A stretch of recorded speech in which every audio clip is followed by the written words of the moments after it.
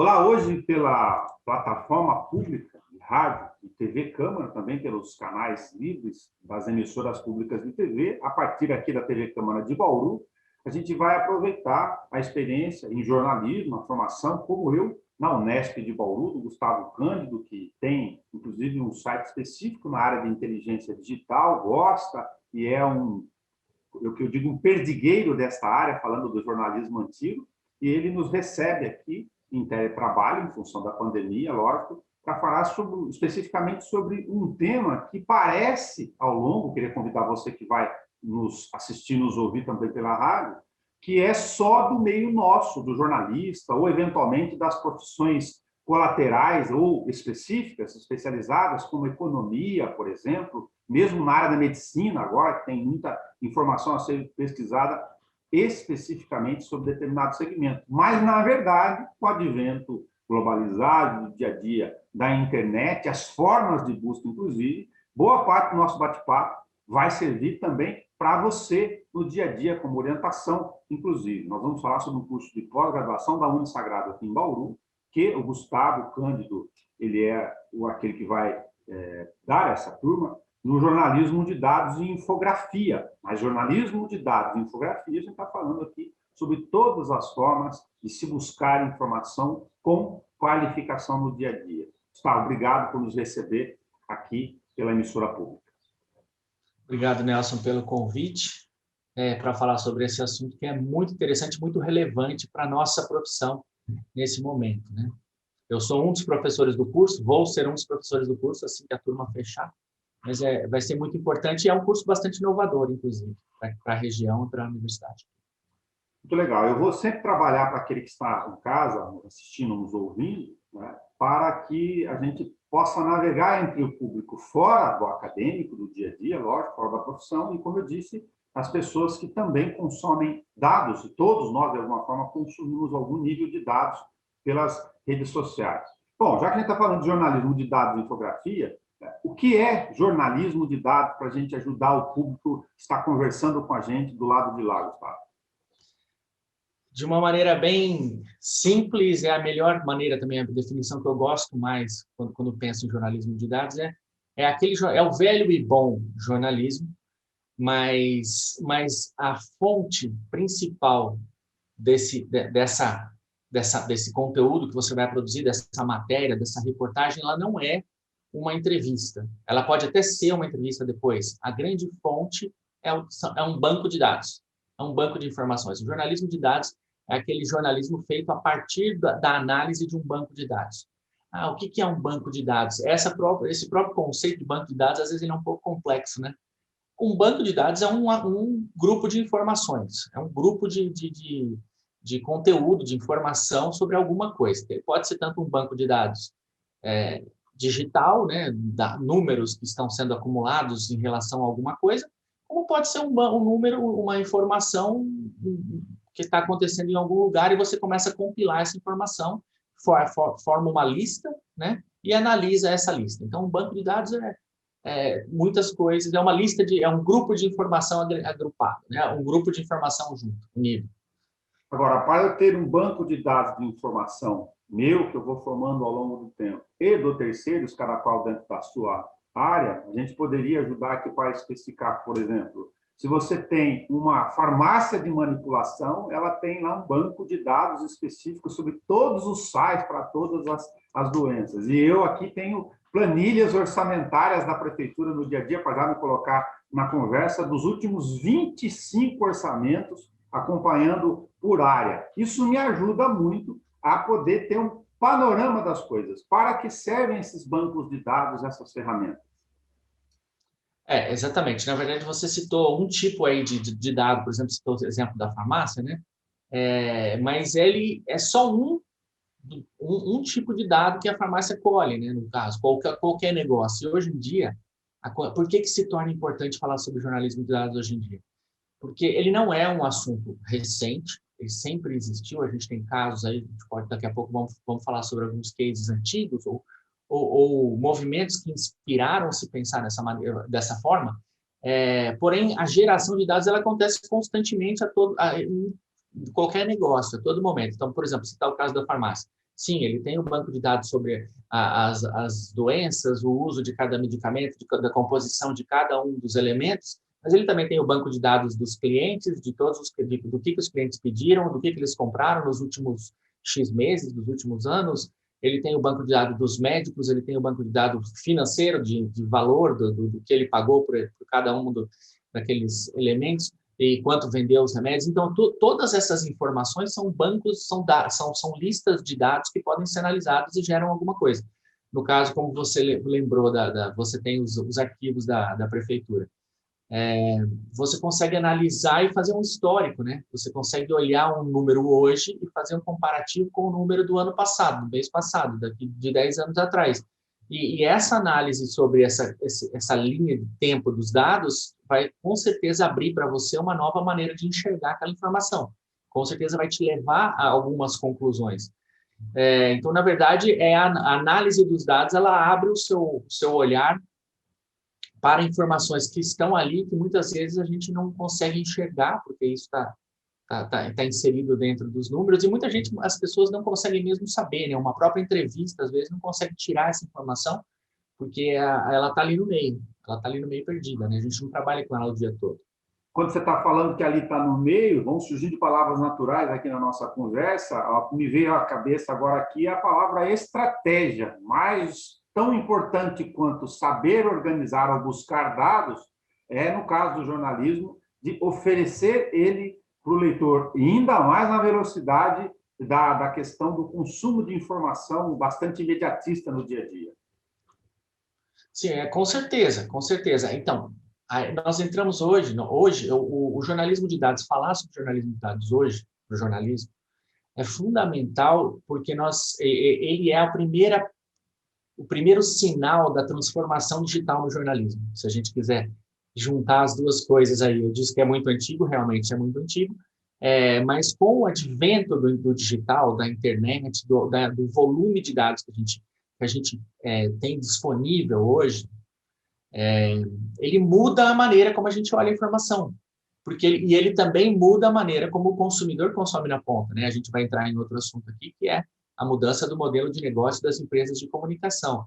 Por que as empresas de comunicação tradicionais estão penando, enquanto as empresas de comunicação digitais, elas estão crescendo? Porque o consumidor mudou a maneira como ele consome a informação. Então, eu preciso também fornecer essa informação de uma maneira mais rápida, mas também de uma maneira mais completa. Mas por que mais completa? Porque é simples, eu tenho mais dados hoje em dia para fornecer, para te dar uma informação mais completa. Vou citar um exemplo prosaico do nosso dia a dia de quem assiste o futebol. A gente que assistiu o futebol lá atrás, na televisão, nos anos 80, 90, nos 90 já começou a melhorar, mas até os anos 80, por exemplo, você tinha lá a informação na TV, estamos assistindo um jogo na TV. O narrador vai narrar o jogo, o comentarista do campo vai falar um negócio, o comentarista da cabine vai falar outra coisa, e essa é a análise do jogo que nós temos. O que a gente percebeu ao longo dos anos? Começam a surgir os reloginhos. Falta tanto tempo, o juiz acrescentou tal tempo, tal jogador levou um cartão amarelo, a equipe já tem 2 cartões amarelos, o número de faltas até agora foi X, tal time fez um número de faltas, o outro fez outro número de faltas, e esses dados foram melhorando. Então, hoje, quando a gente vê, por exemplo, um intervalo de uma partida da Champions ou da Libertadores, você vem uma tabela para você com dados estatísticos sobre o volume de posse de bola, quantidade de passes errados, quantidade de chutes a gol, quantidade de escanteios cobrados. Tem um monte de informações. Isso são dados gerados durante a partida que antes simplesmente eles passavam em branco. A gente não via esses dados, porque não tinha ninguém compilando.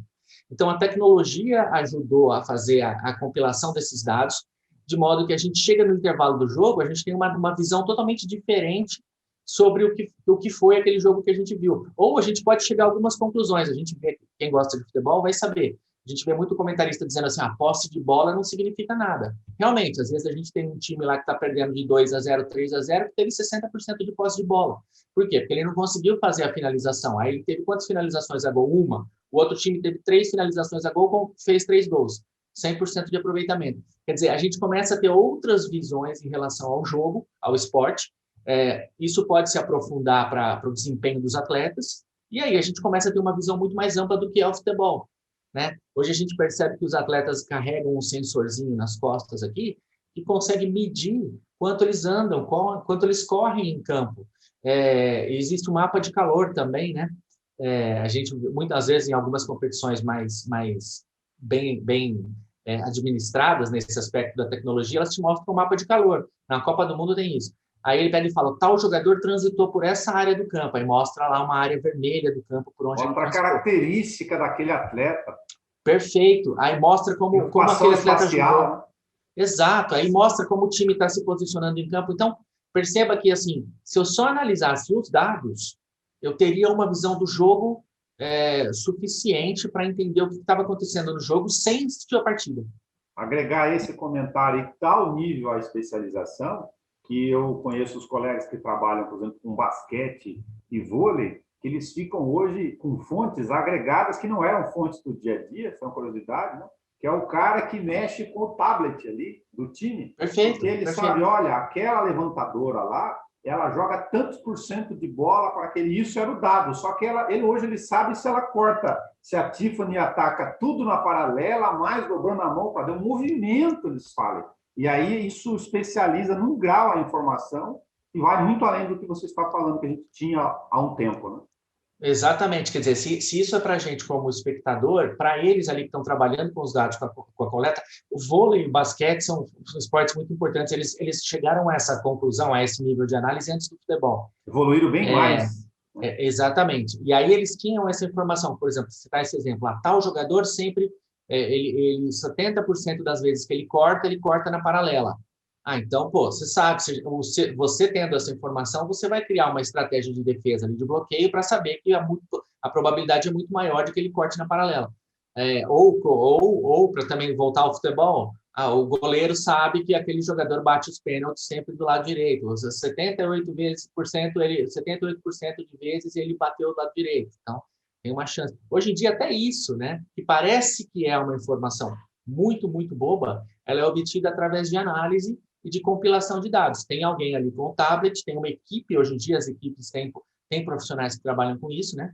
Não só com a coleta de dados, mas com a organização de dados, e aí entra uma questão de fluxo da informação do jornalismo de dados, né? Podemos falar sobre isso? Que vai fazer coletar o dado, limpar o dado, né? Contextualizar e combinar, e aí chegar a uma conclusão. Então, coisas muito, muito simples, elas hoje em dia são decisões muito simples, são baseadas na análise de dados. E isso é cada vez maior, né? Eu citei um exemplo muito simples que é o do esporte, mas imagina isso em outras áreas, né? Algumas coisas do dia a dia, da prática do jornalismo, você bate o olho numa planilha e aquele destaque já vem para você por experiência, mas precisa ter a planilha, o acesso a ela, saber onde buscar, ou ter, lógico, para fazer. O que eu estou querendo dizer com isso? Você está falando de fluxo, eu estou juntando aí a sistematização, a especialização do jornalista, né? Aquela capacidade dele de enxergar o diferente nos dados, saber organizá-los e separar e dar a avaliação.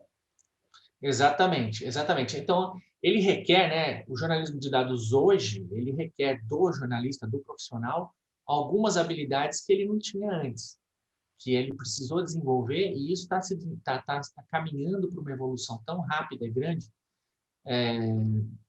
que vai fazer com que esse profissional se torne um analista de dados, automaticamente um analista de dados. Inclusive, brinco muito com aquela questão do a gente sempre, quando resvalava na exatas, né, na matemática, nos números, a gente falava, eu sou de humanas. Não, peraí, eu fiz jornalismo porque eu sou de humanas, eu não quero saber de números. E, na verdade, nem sempre os dados são números, né? O jornalismo de dados não é uma coleção de números. Mas ele está muito ligado a isso, está muito ligado à análise de números, de informações, de quantidades, né? De coisas quantificadas. Então, você também tem que saber um pouco sobre isso e tem que começar a se aprofundar em relação a isso. Hoje em dia até se diz sobre jornalismo computacional, né? Que talvez caminhe para isso, no qual esse profissional precisa entender de ciência de dados, de design, de estatística, de análise de dados, também de geografia, sociologia, antropologia, porque ele vai precisar contextualizar aquilo, vai precisar pôr no mapa muitas vezes, vai precisar criar um gráfico, porque, no fundo, o trabalho dele, voltando à questão do fluxo, né? Eu tenho dados, eu preciso compilar dados, preciso coletar dados, preciso entender de onde vem essa fonte. Então, peraí, eu tenho planilha da prefeitura e a planilha da prefeitura, mas muitas vezes eu não tenho essa planilha da prefeitura. Tem que caçar onde está essa informação, onde está os recibos, os boletos, as notas, os registros, né? Onde estão esses registros? Compilei esses registros.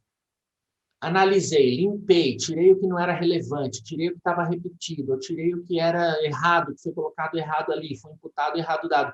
Limpei, e contextualizei. O que é isso? Se eu estou fazendo essa procura, eu estou buscando alguma coisa.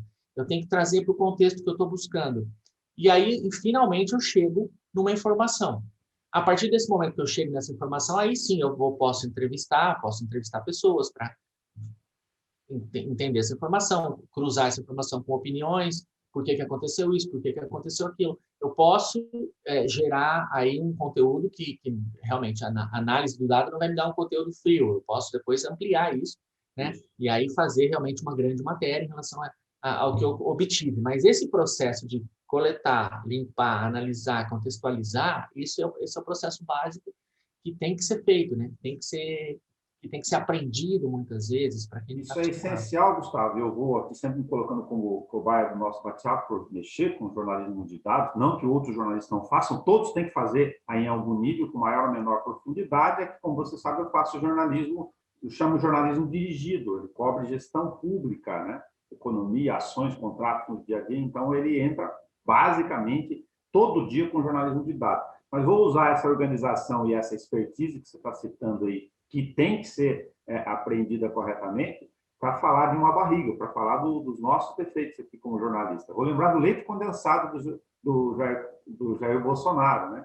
Que foi feito na imprensa. O problema foi da jornalista que foi pegar o dado lá e não observou que aquilo era um contrato para todo o sistema de defesa nacional. Ela não soube enxergar a informação, tinha um extrato lá, e ela cometeu barriga, que a gente chama de jornalismo mesmo, né? E aí falou, não, você está comprando... tem outros dados, estou lembrando do leite condensado aqui, parecia que ele ia chupar, mascar chiclete o resto da vida, né? Na verdade, estava errado a forma dela coletar o dado e interpretar, né? Exatamente. É perigosíssimo isso, né? Porque, principalmente no momento que nós estamos vivendo hoje, né, no qual existe muito questionamento sobre o posicionamento de alguns veículos e também sobre o papel da imprensa. A gente sabe que é um pouco exagerado, mas existe esse questionamento, né? E quando isso acontece, é triste a gente perceber que houve... primeiro, o trabalho não foi feito de forma aprofundada, né? Realmente ela não quis entrar na informação para estratificar ela e falar é desse jeito. Parece que obteve a informação assim rapidamente, pegou e jogou. E aí você vê que muitos utilizaram isso de forma negativa, né? De forma irresponsável, eu diria, né? E aí acaba distorcendo a informação que era uma informação relevante, porque de certo modo também nós não sabemos, né? Eu falando sobre esse assunto específico, eu não sei quantificar se mesmo sendo para toda o contingente das Forças Armadas e tudo mais, se esse valor é grande ou não. Aquela quantidade era necessária e compatível com o uso ou não. Exatamente. Eu não sei se está havendo algum tipo de superfaturamento ou não, porque a informação ficou distorcida. Eu não sei se tem um comparativo, né? O mínimo que eu preciso ter é um comparativo, exatamente, né? Para poder dizer, está gastando muito, está gastando pouco, em relação ao quê, né? É complicado isso, né? E aí é curioso, né, Nelson, falar sobre isso, porque esse é o tipo de apuração mínima, né? Isso. Esse é o tipo de apuração mínima que deveria ser feita, né? E não só assim, não precisamos nem aprofundar, jornalismo de dados é uma coisa muito complexa. Não, amigo, se você tem uma informação, se você tem um número e você vai dar esse número, você está dando esse número com base no quê? Qual que é o referencial para você dizer que aumentou, que diminuiu, que está grande, que está pequeno, suspeitar que tem alguma coisa ali. Então, a análise do histórico é o mínimo que você precisa fazer, né? E por que que hoje se torna uma coisa gritante? Porque hoje em dia você consegue obter históricos de uma maneira muito mais simples, muito mais clara, né? Muito mais fácil hoje em dia, né? Até você tem, há um tempo atrás, a gente não tinha, você sabe isso melhor do que eu, a lei de acesso à informação, né? Não. Você não tinha disponível os bancos de dados do governo para você entrar lá e falar assim, peraí, deixa eu ver quanto que essa secretaria aqui está gastando com tal coisa. Esses números hoje são públicos, né? Isso. E você E consegue quando o entrar governo lá. quer, só para fazer um adendo disso, e quando o governo quer, apesar da lei, que avançou muito, tem toda a razão de citar, importantíssima a lei de acesso à informação, que as pessoas podem imaginar de, mas se você é jornalista, você vai lá e tem acesso ao dado público. Não, a rigor, qualquer cidadão tem acesso a dado público. Mas o sujeito vai lá e põe no portal da transparência uma planilha em PowerPoint, né? Ou, desculpa, em Excel lá, Excel. com dados de balanço e dados de rubrica de contabilidade, que ele deu dados, só que você não sabe fazer leitura nenhuma, porque é altamente técnico. Exatamente, exatamente. Quer dizer, ele fingiu que cumpriu a lei também, né? E aí dificultando a forma para você poder especializar ou esfarelar esse dado, né? Interpretá-lo. Exatamente. E isso sempre vai acontecer, né? Isso sempre vai acontecer e é por isso que nós, profissionais, que precisamos também entender que nós precisamos saber sobre isso e aprofundar o nosso conhecimento, o nosso nível também, nossa capacidade de análise de informações, né? Exatamente. Agora, tem uma questão que você vê, a gente vai aproveitando a tecnologia, as sistematizações, uma ferramenta importantíssima chamada jornalismo de dados, infográfica, cursos de especialização de pós, que você é um dos professores, Gustavo, e aí eu vou usar de novo, né? Tem, infelizmente, a figura do maniqueísmo no meio, mas vou usar para o dado. A manipulação de dados. Eu vou dar um exemplo do nosso ponto de partida aqui como uma informação aparentemente boa, verdadeira, porque veio com gráfico, veio lá o boletim do cara, ele pegou o print da agência em inglês, do FDA americano, colou lá, né, fez uma colagem mal feita, aí colocou aqueles textos em inglês longo lá, de uma meta-análise da cloroquina, vamos citar a cloroquina no dado, e, no fundo, primeiro que ele pode manipular, infelizmente, fraude. Segundo, vou do dado objetivo. A gente acabou de falar sobre lockdown, independentemente do juízo de valor, por exemplo, de Araraquara, e eu vou citar o dado porque eu acabei fazendo matéria sobre isso. Na revista Oeste, tentando dizer, numa matéria, forçando a barra, que o lockdown não deu certo, utilizando uma manipulação de dados, de que a redução do número de casos lá, ela pegou um único dado, foi baseado no aumento de oferta, ou seja, de UTIs. Só deu isso. Aí eu recebi um monte de informação. Olha, tá vendo? Não deu certo. O cara está provando aqui. Aí você entrava lá no boletim oficial da Prefeitura, da Assessoria de Imprensa, que é obrigado pelo Ministério do Coronavírus, você via lá falando, não, pera lá, aumentaram esses leitos aqui, mas 80% é de enfermaria, não é? Aqui, a maioria dos pacientes casos graves, ou casos graves, são todos só para UTI. Você tinha que desfragmentar o dado. E o que era mais importante, tinha que ver lá como Araraquara só tinha pacientes naquele momento, antes e depois do lockdown, 21 de fevereiro a 10 de março. Muito diferente com ocupação de pacientes das cidades do lado, quais eram os conteúdos desses dados? Se eu tenho 100 laranjas, mas as 50 laranjas estão sendo consumidas só pelo pessoal de São Carlos, me sobraram metade das laranjas de Araraquara. Estou sendo bem direto aqui para entender como você pode manipular isso. Infelizmente. Infelizmente, é perigosíssimo isso, né? E a gente vê acontecer diariamente, diariamente. De novo, é aquela questão do jornalismo mal intencionado, né? E isso é um risco, né, Nelson? Isso sempre aconteceu, isso é sempre um risco. Vou citar aqui uma besteira, mas eu gosto sempre de lembrar disso. Você lembra daquele comercial antigo da Folha? Clássico, um dos maiores comerciais, está na lista dos 100 maiores comerciais de todos os tempos, por todas as empresas que analisam publicidade, que é aquele do Hitler, né? Que ele começa falando assim, este homem aumentou a economia do seu país em X%. Este homem evoluiu, fez não sei o que lá. Ele dá 4, 5, 6, não sei quantas informações verdadeiras e positivas sobre o Hitler. E nisso a imagem vai afastando, você vê que é a figura dele. E aí o mote do comercial é assim, você pode dizer uma grande mentira contando só verdades. Então, na verdade, eu escolho que tipo de informação que eu vou dar para tentar te passar uma informação. Se eu dissesse que líder é esse que fez tudo isso, você ia falar, pô, esse cara foi um grande homem. Quando eu te falo, olha, o cara que fez tudo isso aí foi o Hitler também, aí você muda o seu ponto de vista. Então, mas eu estou citando isso porque, realmente, se você pega um número, uma quantidade de dados específicos e fala, eu vou colocar só isso aqui, eu vou falar só isso aqui, é desonesto, mas você chega a uma conclusão e você vai convencer alguém, porque você vai mostrar um número, você vai mostrar um gráfico. Eu me lembro de um caso que aconteceu agora no ano passado, eu infelizmente não lembro de cabeça qual que era o percentual.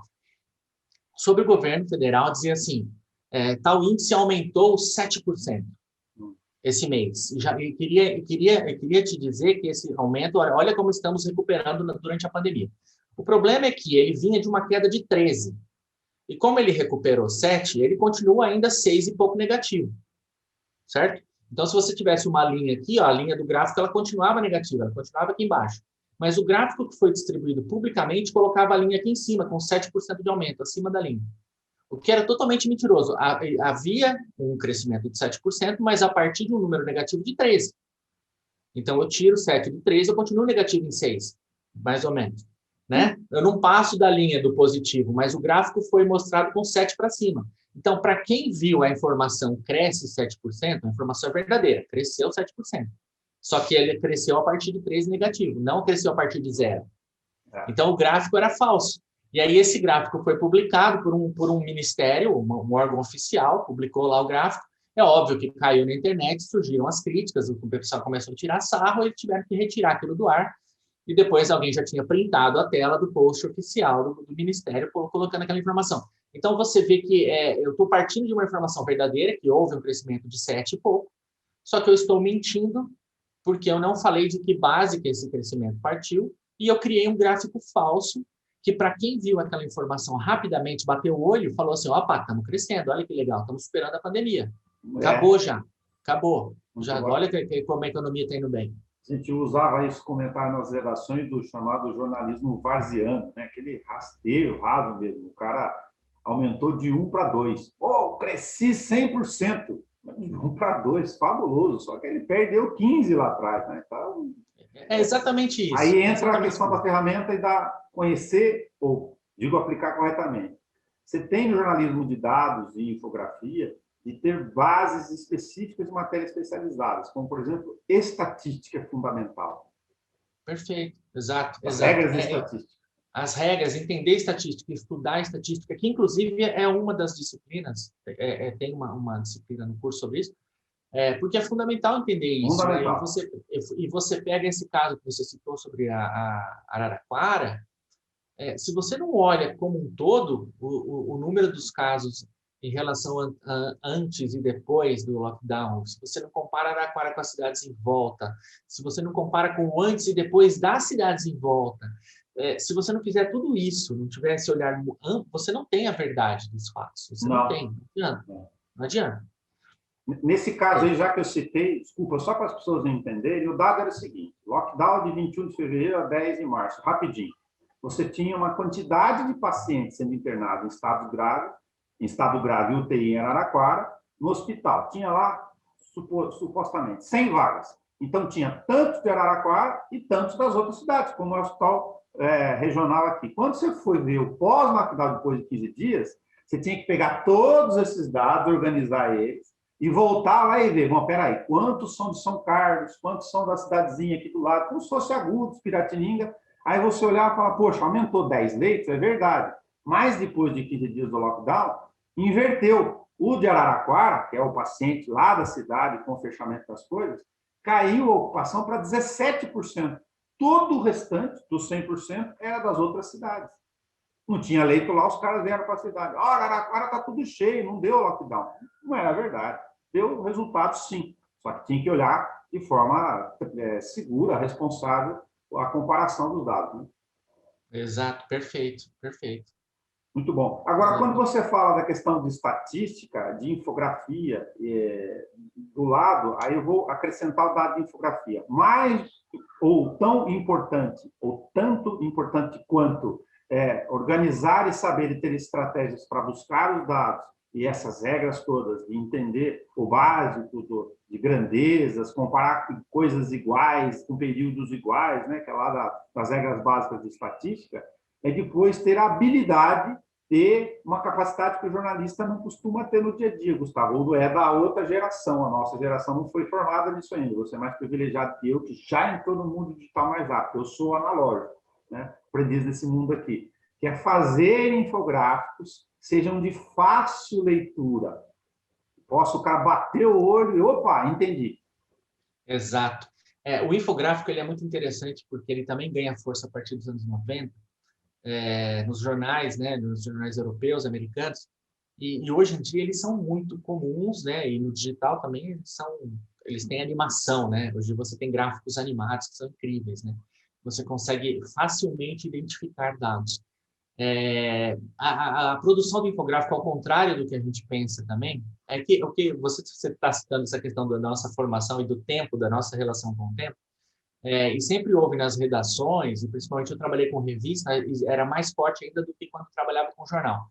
No jornal a gente tinha a gente fazia reportagem, fazia matéria, tinha até uma ideia sobre a fotografia, né? Eu sempre gostei muito de falar para o fotógrafo, eu quero essa imagem, vamos buscar essa imagem, acho importante mostrar por aqui, por ali. É claro que ele tinha liberdade, sempre ter o talento do fotógrafo, de pescar coisas e muitas vezes identificar alguma outra coisa que eu não tinha visto, né? Porque a visão dele sobre a lente dele é outra. Mas eu sempre palpitei na questão visual, né? Palpitei. E quando fazia revista, eu sempre palpitei muito também no design, porque as coisas elas estavam casadas na minha cabeça. Eu não conseguia pensar uma matéria sem pensar assim, que foto vai ilustrar essa matéria? O que eu estou escrevendo vai ser ilustrado como? Porque isso é fundamental também. A pessoa vai bater o olho, ela vai ter uma informação. A gente sabe que a informação visual é muito mais poderosa do que a informação do texto, porque eu identifico ela primeiro. Eu bati o olho, eu já criei uma percepção sobre o que aquilo significa. E na construção do infográfico, as duas coisas têm que caminhar juntas. Então, não existe infográfico feito por um designer com a informação dada por um jornalista. As duas coisas têm que ser feitas ao mesmo tempo. Eu fiz um curso sobre isso com o Luiz Iria, que é um cara genial, trabalhou na Abril durante muitos anos, ganhou muitos prêmios internacionais. Ele trabalhou na Super Interessante, em todas as publicações da Abril, mas a Super foi uma das primeiras revistas a trazer aqueles infográficos bem bacanas, assim, que a gente abria e falava, nossa, quanta informação num desenho, aquele infográfico de 2 páginas. E ele é sempre muito influenciado pelos jornais espanhóis que trabalhavam sempre muito com infografia. E ele falava sobre isso. Ele falava, você tem que trabalhar junto, vocês têm que pensar juntos como essa informação vai ser dada da melhor maneira. Você tem esse dado, você tem essa informação, e aí você vai pôr que imagem? Onde que ele vai estar? Como que vai puxar? Quem que vai ler? Quando a pessoa lê, ela vai, a direcionamento da visão dela vai ser primeiro para isso, depois para aquilo, aonde que essa informação vai estar? Porque tudo isso é fundamental, é importante, né? Senão eu perco, eu torno confuso. O objetivo do infográfico, da imagem, que traz informações, tornar mais simples. Bati o olho, pô, já entendi mais ou menos o que está acontecendo. Ah, entendi, está puxando para cá. Hoje em dia a gente tem muita questão eu clico aqui, abre uma informação. Estou pensando sempre no digital, né? Eu clico, eu amplio, eu tenho a possibilidade de pegar um mapa e diminuir o mapa, ampliar o mapa. Por que eu coloquei, inclusive, quando eu falei de geografia, cartografia ali como um dos conhecimentos que a gente precisa? A gente é preciso entender sobre estatística para poder fazer esses comparativos que sejam justos, né? Que eu consiga chegar realmente a conclusões, pegar e entender o número passado com o número de hoje. Mas quando eu vou pensar também no infográfico, às vezes eu preciso contextualizar isso, muitas vezes eu preciso contextualizar historicamente, eu preciso contextualizar geograficamente, até o comportamento, muitas coisas, né? Envolve comportamento, às vezes eu preciso contextualizar isso de uma maneira que torne mais fácil o entendimento, né? Então eu preciso ter um conhecimento um pouquinho maior sobre isso. New York Times faz muitos infográficos, eles fazem um trabalho de dados incrível, né? já há muitos anos. O New York Times é um das empresas de comunicação que estão mais avançadas nessa questão do digital, bem na ponta mesmo. Eles já têm um prazo ali, já têm uma ideia de quando eles vão parar de produzir o jornal físico e tal. E eles investiram pesado nos últimos anos no digital e na maneira de fazer tudo no digital. E, obviamente, trouxe um ganho muito grande para o conteúdo deles. Né? A tecnologia deu essa possibilidade. Pô, se eu tinha um infográfico no jornal, eu consigo fazer esse tipo de infográfico animado no computador. Né? E isso é muito grande. Eles têm uma matéria muito bacana, de alguns anos atrás, que ela fala sobre os melhores e os piores lugares para se crescer na América. É uma matéria de 2015. E aí ele tem um mapa dos Estados Unidos, e ele tem, eu bato o olho, ele tem por cores os lugares que são melhores para uma criança nascer e crescer. É assim, ó, a análise de dados é a seguinte: se uma criança nascer nesse condado aqui, o condado é o equivalente ao município nosso aqui no Brasil, né? Se a pessoa nascer nesse condado, qual é a chance dela ser bem-sucedida, ter um bom emprego e ganhar uma renda X quando ela tiver a idade tal? O dado é esse. É muita informação, muita informação. E aí eles mapearam o país inteiro a partir disso. É até uma reportagem que ela contesta um pouco essa questão da meritocracia, né? Que se diz hoje em dia. E a reportagem prova que o lugar onde você nasce é determinante para o seu sucesso profissional.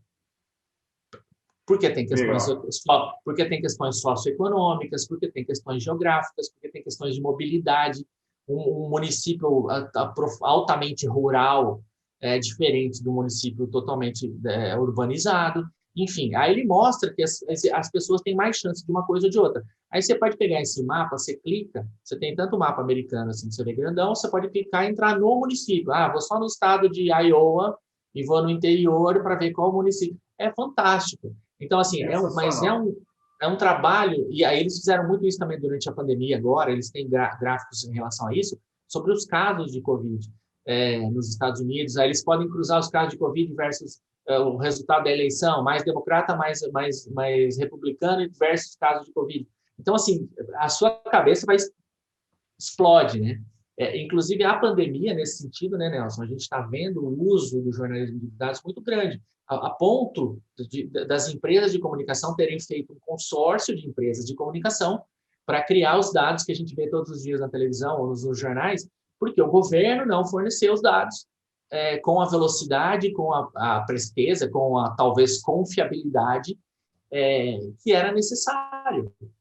Porque a gente tinha os governos locais, né, as secretarias de saúde dos estados fornecendo um dado, eles não eram compilados a tempo, a gente tinha o Ministério da Saúde fornecendo outro dado, então, assim, estava batendo, precisava ter um jeito de organizar, né? E hoje, quando a gente vê, desculpa, estou me alongando, mas quando a gente vai ver o gráfico que se mostra, por exemplo, hoje nos jornais, aquela curva, né, a gente vê a primeira onda, desceu o número de casos, a segunda onda, e eles explicam, esse é o número de casos acumulados nos últimos dias, a média dos últimos... A gente já foi entendendo como funciona aquilo, né? Você sabe, teve 3 mil mortes hoje, mas foi hoje que teve 3 mil mortes? Não, esses números eles foram calculados alguns dias atrás, agora eles foram compilados.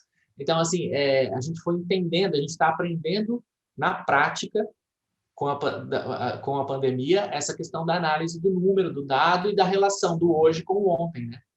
Sensacional. E nesse caso aí, a gente evoluiu tanto, né, pensando como informação, que a gente tem nas redes depois o confronto utilizando o jornalismo de dados para criar as narrativas aí, né? Você tem aqueles que fazem abertamente, infelizmente, errado, você pega o número de vacinados no Brasil, você pega e fala, pô, mas peraí, é comparado com o quê? Não, é número absoluto. Aí eu ponho a Nova Zelândia junto com o Brasil no mesmo patamar. E, evidentemente, a população é muito diferente. E mais um dadozinho também malandro. Bauru já vacinou 85 mil pessoas. Mas espera aí, você tem que ser correto, completo no jornalismo de dados. A primeira dose. Isso não significa que está imunizado. Pô, nós já temos tudo isso imunizado. Não, essa é a turma da primeira dose. Se quiser saber imunizado, de fato, você pega só a turma da segunda dose. Aí divide pelo número de bauruenses. Parece bobagem, mas isso é fundamental para a política de saúde pública e informação correta no dia a dia, né? Perfeito. É por isso que, inclusive, esses dados eles deveriam vir, né, do próprio órgão. Os próprios órgãos deveriam estar ali preocupados em captar, em coletar esses dados da maneira mais correta possível, mais clara possível, né? A gente sabe, né? Você já citou isso, a gente sabe que existe a manipulação da informação. Mas deveriam. É fundamental para definir a estratégia futura, né, Nelson? Quando a gente está falando, de novo, para deixar um pouco mais leve aqui, vamos sair da política e voltar para o esporte, só para ficar um pouco mais leve. Boa. Quando eu sei que tal jogador atua nessa área do campo, que tal jogador acorta mais nessa área, ou que tal jogador tem mais desempenho na cesta de 3 a partir de tal área da quadra, pô, eu armo a minha estratégia a partir dessa informação. Eu preciso anular esse jogador nessa área, eu preciso anular o arremesso de 3 desse jogador aqui, eu preciso tomar cuidado com o corte dela aqui. Volto para a política. Pô, se eu sei que eu tenho esse número aqui, os números estão crescendo nessa região, estão diminuindo naquela região, consegui vacinar, eu preciso armar minha estratégia da semana que vem com base nesses números. E outra, aí vem a velocidade. Quanto mais rápido eu tenho esses números, mais rápido eu consigo mexer a minha estratégia. Né? Se a gente entrar no empresarial, né? Se a gente entrar nesse nicho, é exatamente isso também, né? Vou até passar, não vamos nem falar sobre isso, porque vou desvirtuar aqui, porque não é jornalismo. Mas, falando um pouco de marketing, também é uma área que eu atuo. A quantidade de informações que o cliente fornece para uma empresa hoje é absurda. É absurda. De dados, eu naveguei no site, eu sei onde você navegou, eu sei onde você clicou, eu sei qual é o número do seu cartão, eu sei qual é o seu hábito de compra, quantas vezes você comprou por mês, que tipo de produto que você compra, qual é o horário que você navega, eu sei tudo isso. E isso vai me ajudar a criar ofertas especiais para você. Vai me ajudar a criar uma experiência de compra mais útil para você. Quer dizer, vamos pensar então em outra coisa, vamos sair daqui então. Só citei porque para a gente falar sobre a quantidade de dados que está girando hoje em dia, né? A gente tem a expressão Big Data, que é muito falado também, e que às vezes é pouco entendida, mas é um grande volume de dados que tem gerados a cada segundo no mundo. Exatamente. E eu preciso ir extraindo isso, né? Bom, deixa você perguntar, vai, Nelson, senão que eu já embalar no Wikileaks. Eu vou embalar no Wikileaks aqui. É que eu ia dar, eu vou tornar leve, né? Ficar falando muito de política, senão eu acabo falando só da área onde eu mais atuo. Eu ia inserir aqui no jornalismo de dados a questão comportamental paralela do dia a dia. Vou fazer referência. Você falou vamos usar o basquete. Moçada que gosta de games, um monte. Eu não me aventuro, primeiro que eu sou ruim de game. Tá? Jogar com um menino aí, tá? Porque ele sabe a característica do jogador, quem é mais veloz, quem tem mais potência. Na hora de montar o time dele, do game, parece bobagem, isso é jornalismo de lado. Ele entra lá na cobertura da NBA e ele já sabe inglês por causa da internet, né? Muito mais rápido do que eu tive que aprender lá nos cursinhos de enciclopédia. Ele sabe montar a estratégia do time dele, ele está assistindo o jogo comigo e fala, não, agora tem que entrar o Larry, porque a característica dele para isso tem isso agora para ele entrar por aqui, porque ele é mais rápido que o outro. O cara sabe montar estratégia de acordo com o dado que ele organizou. Perfeito, é exatamente isso. Você citou um exemplo muito legal, porque ele também envolve algo que a gente citou no começo, que é o comportamento do consumidor aí, né? Isso. O comportamento do consumidor da informação. No caso aí do gamer, né? Do jovem jogador. Cara, eu também são sou muito péssimo. Bons em dado. Cara, eu também sou péssimo nessa questão dos games. Eu fiquei lá atrás, eu fiquei lá no Atari. Então, eu não quero me aventurar nisso, nem posso. Mas a maneira como as novas gerações entendem o volume de dados, Nelson, esse é o lance. A maneira como elas entendem a quantidade de dados que já estão disponíveis é diferente da nossa. Porque a gente não tinha essa quantidade de dados. Eu sempre lembro, eu falo assim, como eu sofri tendo que estudar lendo na enciclopédia. Né? Hoje, lendo na enciclopédia, quando você tem a enciclopédia. Né? Senão você tem que ir na biblioteca. E hoje você acessa um site e você tem mais informações do que eu tive na minha juventude inteira. Então, eles conseguem lidar com isso de uma maneira muito mais fácil, né? Como você falou, ele sabe as características do jogador, ou mesmo dentro de um jogo, né? A quantidade de informações que tem dentro de um game moderno, tanto que os controles de game da nossa época eram um stick, né? Você segurava um negocinho assim e você tinha um botão, quanto muito 2. E você pega um controle hoje de videogame, ele parece um volante do carro de Fórmula 1, né? Ele tem 200 botões e 200 comandos possíveis. São informações, tudo aquilo é informação, né? Que o jogador precisa entender aqui para poder fazer aqui. Então, e eles já nascem, né? Eles já estão fazendo isso rapidinho. Né? Agora, jornalismo de dados, para não poder deixar de dizer isso, que está focando aqui na minha mão, aqui tem, lógico, uma outra palavra que volta, já falou dela por um outro viés, que é estratégia. Vou citar de novo a minha experiência lá no site. Na TV que a gente está fazendo aqui, a gente fala de informações tal e teria que colocar aqui no rodapé uma série de links para as pessoas procurarem. Agora, lá no site, Gustavo, tenho leitores que já me deram retorno, que é muito legal, que eu não tinha no jornalismo impresso, você sabe, feito quase 30 anos, né? Mais de bodas de prata na redação do dia a dia, no modelo antigo. Eu dou a matéria, jornalismo dirigido, sobre determinado assunto, faço meu infográfico, organizo para sustentar ali. Só que tem um negócio genial do jornalismo de dados. Se ela tem um parecer, uma manifestação, um relatório, um diário oficial com o balanço inteiro, eu colo lá hoje, e isso jamais o jornalismo físico de papel vai conseguir, né? Para o cara que quer, bom, peraí, mas você está citando uma informação aqui, um dado aqui, e ele está onde? Aí o cara clica em cima, e se ele quiser, ele fica lá lendo o documento inteiro. Às vezes sentenças, relatórios de 200 páginas, porque isso está tão compilado. É genial isso, pensando na quantidade de informação do dia a dia. Tem um outro público que eu quero dizer que eu estou, no meu caso, conquistando, isso serve para todos os outros exemplos, que era inimaginável há pouco tempo. Exatamente. Não, é perfeito, Nelson. E essa aí é uma das grandes, um dos grandes ganhos que o jornalismo teve com a tecnologia, né? Você citou isso, eu ponho o link ali, eu cito a fonte original. Isso é fundamental por uma coisa, inclusive é o que traz credibilidade, né? É o que traz credibilidade para o seu conteúdo. E os próprios ferramentas de busca, o Google, né? Vamos já ir direto no Google, porque o Google é usado por 99% do mundo. Claro. O Google, ele identifica que essa questão dos links, ele entende isso como qualidade para o seu texto. Quando você coloca links que fazem referência, o teu conteúdo põe links de referência originais, de onde vem a matéria, né? Porque ele está entendendo que você está tratando aquele assunto de uma maneira correta, séria, né? Isso, obviamente, quando o link é, né, relevante, né? Você não vai pôr um link furado no teu texto. Mas ele consegue identificar até isso. E você estava citando isso, eu lembrei de um caso. Eu sigo a newsletter do canal Meio, né? Que é um canal de notícias e tal. O Meio faz ele faz uma curadoria, né, das informações do dia, me manda lá na newsletter e ele me cita a fonte original.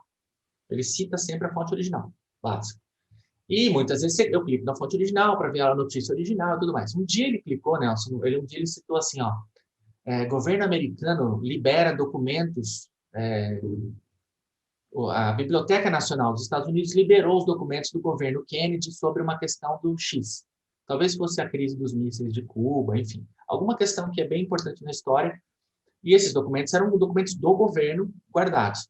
Pô, cliquei no link, eu entrei dentro do link da Biblioteca Nacional, ele me listou os documentos, eu cliquei no documento e eu vi o documento. Eu vi a carta que foi falado, eu vi o relato da reunião, o que foi falado na reunião. E aí, então, assim, veja bem, né? É um caso muito específico, pontual, até tem a ver com história, que é uma coisa que eu gosto, mas imagina para quem está trabalhando com história, né? Você poder ver o documento original e falar, e você não interpretar a história, é legal isso. Você vai entender bem, né? Que você trabalhou sempre com investigação profunda. Você não vai precisar interpretar aquela informação a partir de um terceiro. Você vai ver o documento original e você vai interpretar a informação. Você vai ter acesso ao documento original e interpretar a informação. Isso não tem preço, né? Isso, assim... Nada. O jornalismo permitiu, no jornalismo de dados, com a tecnologia, também contar histórias, sem deixar a importância deles, mas dos intermediários de análise, né? Exatamente. As matérias você faz a ponte direta. Exatamente. E era algo que antes era impossível, né, Nelson? Muitas vezes a gente viu no passado, eu até citei um exemplo, eu lembrei de um, enquanto estava pensando que a gente ia conversar hoje, eu lembrei de um caso do livro do Caco Barcelos, do Rota 66, lá do final dos anos 90, talvez começo dos anos 2000, não lembro, no final dos anos, começo dos anos 90. Ele lançou esse livro, para quem não leu o livro, para quem não conhece, né, Caco Barcelos, que você, então, se você não conhece o livro, você provavelmente conhece o Caco Barcelos do programa da Globo, né? Também um jornalista investigativo famoso no Brasil. Ele fez esse livro que chama Rota 66, falando da polícia na época da ditadura, que chama Rota 66, a polícia que mata, falando de esquadrões da morte, falando da atuação da polícia, uma atuação paralela da polícia naquele momento e como existiam policiais que matavam, enfim, eram tão criminosos quanto os bandidos que eles alegavam matar. Ele fez esse livro com base em números, com base em dados. Ele foi pegar, e isso num momento em que não tinha esse acesso. Ele foi tentando colher esses dados de uma maneira meio que paralela, juntou alguns. Se você lê hoje, ele é um livro que eu lembro que li na época, falei assim, está faltando um pouco de coisa aqui. Mas ele consegue chegar a algumas conclusões a partir dos dados que ele obteve. Para com números chegar e falar assim, nessa região aqui, na zona sul de São Paulo, morreu mais gente do que morreu em tal lugar, porque na zona sul de São Paulo tem mais gente pobre, porque então assim, ele conseguiu chegar a algumas conclusões, obviamente incomodou muita gente, incomodou a polícia, sofreu ameaças, era um momento ainda um pouco complicado, mas ele fez com análise de dados, de números mesmo, de números de mortes, de casos, né? E esse é um dos casos, né? Tem um outro que é legal, né, citar, porque também a gente está falando muito de digital, mas vamos lembrar daquele filme do Spotlight, que é um filme que ganhou um Oscar há algum tempo atrás, falando da atuação dos jornalistas nos Estados Unidos, acho que é Boston, né? Não sei se é Boston ou se é Baltimore, mas que aqueles jornalistas que investigavam os casos de pedofilia na igreja. Se você assiste o filme, você vê que eles pegam um caso, o cara pinça um caso, pinça dois, aí ele fala assim, acho que tem uma história aqui. Pinça 3, pinça 4, aí eles criam uma equipe para investigar só isso. E passam um tempo para descobrir que, na verdade, eram milhares de casos. E aquilo que parecia ser uma coisa pontual daquela diocese, na verdade, era uma coisa nacional. E é isso que, na verdade, cria o grande escândalo de pedofilia na igreja americana, vai derrubar cardeal, e depois ele expande até para a igreja mundial. A gente sabe que isso é um assunto delicado na igreja católica, e tem casos no Brasil. No final do filme, ele cita nomes de casos no Brasil, na lista ali de casos que foram investigados e tal. Porque isso foi jornalismo investigativo puro e análise de dados. Eles conseguiram começar a pegar eles analisando até o comportamento dos padres, o comportamento das dioceses em relação aos padres, eles foram cruzando essas informações para falar, toda vez que tem um problema numa diocese, esse padre é transferido daqui para cá. Toda vez que tem, é transferido daqui para cá. E eles conseguiram isso em livros, haviam registros em livros físicos, né? O filme mostra muito isso. E demorou anos para eles fazerem essa investigação e chegarem a essa conclusão, tocando em pontos muito delicados. Mas é um exemplo clássico aí de jornalismo de dados na unha, sem digital, né? Muito sem bom. Digital.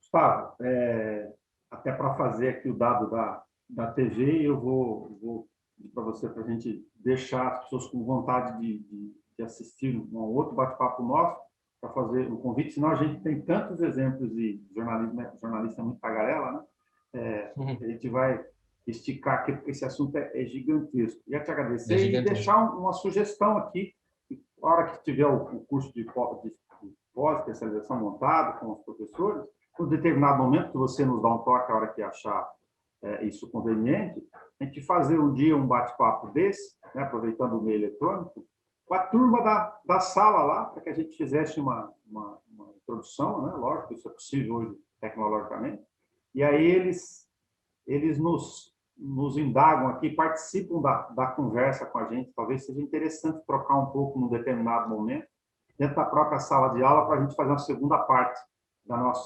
nosso tema aqui. Perfeito, seria ótimo, seria maravilhoso, vamos esperar que a turma feche logo, o quanto antes, porque é um tema muito importante, relevante para a carreira dos jornalistas hoje. É algo que eles devem, assim como o marketing também, eu tenho sempre dito isso, é importante que já na faculdade os jornalistas tenham essa percepção sobre a importância deles como produtores de conteúdo, também para o lado do marketing, mas para o jornalismo também, para esse entendimento do uso do dado. Então, eu espero que a gente consiga fazer sim essa conversa. E foi ótimo conversar sobre isso. Tem realmente muitos assuntos aqui, eu até deixei alguns no ar. Eu até falei do Wikileaks, não citei, não aprofundei no Wikileaks, mas para quem lembra, eu quero falar para a gente não ir embora sem falar sobre isso. Quem não lembra do Wikileaks, né, o vazamento de informações ali em 2010, né, o Julian Assange e tal, toda aquela questão das informações sendo divulgadas, expostas, eram informações do governo americano, militares, né? Naquela época, Nelson, foram 92 mil documentos, certo? 92 mil documentos. Quando aquilo surgiu, não existia gente para analisar 92 mil documentos, não existia técnica para analisar 92 mil documentos.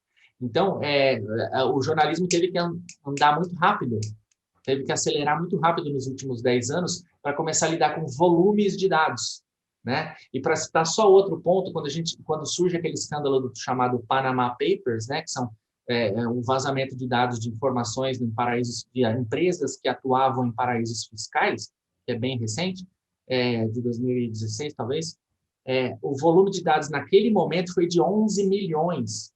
Então, a gente sai de 92 mil documentos para 11 milhões de documentos. Como é que se analisa 11 milhões de documentos? Se você não tiver noção sobre análise de dados, sobre computação, sobre o uso de programas, sobre estatística, sobre como fazer aquele funil que, né, coletei, limpei, contextualizei. Isso demanda tempo, mas demanda conhecimento do profissional. Então, é cada vez mais imprescindível que a gente entenda sobre esse assunto e comece a usá-lo no nosso dia a dia.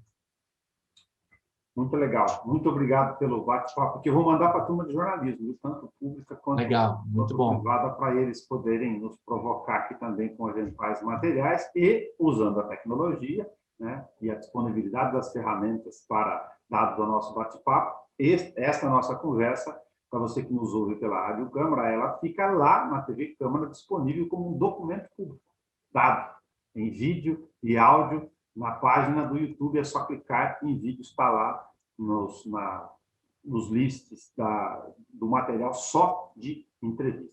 Obrigado. Acabamos de gerar dados, Nelson. Acabamos de gerar dados sobre jornalismo de dados. Muito bom, obrigado. Até mais. Obrigado pelo papo. Obrigado. Eu que agradeço.